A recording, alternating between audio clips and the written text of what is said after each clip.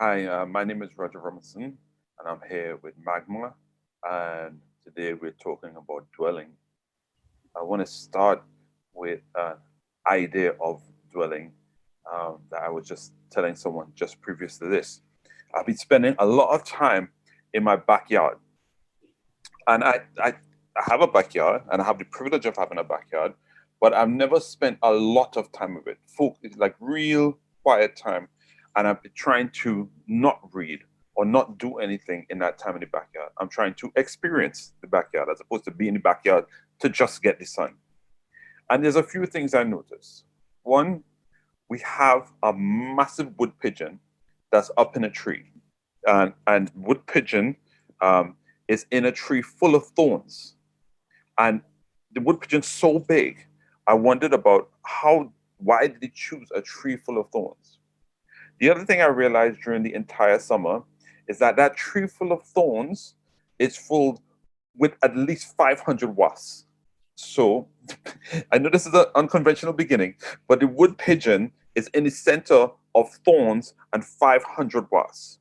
Yeah. I'm sitting down there and I'm hearing the humming of the wasps like an engine ready to roar. And I'm sitting down there and I'm like, I hope I don't get stung. But I sat down there and I thought, well, actually, this is the outside environment. And the pigeon is not getting stung. And we sat there most days in the summer when it was hot. And the wasp never did us anything at all. The pigeon never did us anything at all. In fact, we get up and we see the pigeon literally strolling around the yard like he was doing an inspection before we came out. And when we came out, he would leave. I was like, okay, what about my thoughts made me think that this is my yard and I don't want any wasps in it? And this is my yard and I don't want a pigeon strolling around. Or this is my tree and I don't want the pigeon to have his eggs in the tree. And so I made a conscious effort. So my other thought, if I was rushing around, would be, I need to call a specialist to get these wasps before they sting everybody. Nobody was stung. I had visitors. There was nobody. Wasps never did anything to anybody. And then I realized, like, oh, this is a basic metaphor for power relations. This belongs to me, and I have to destroy it.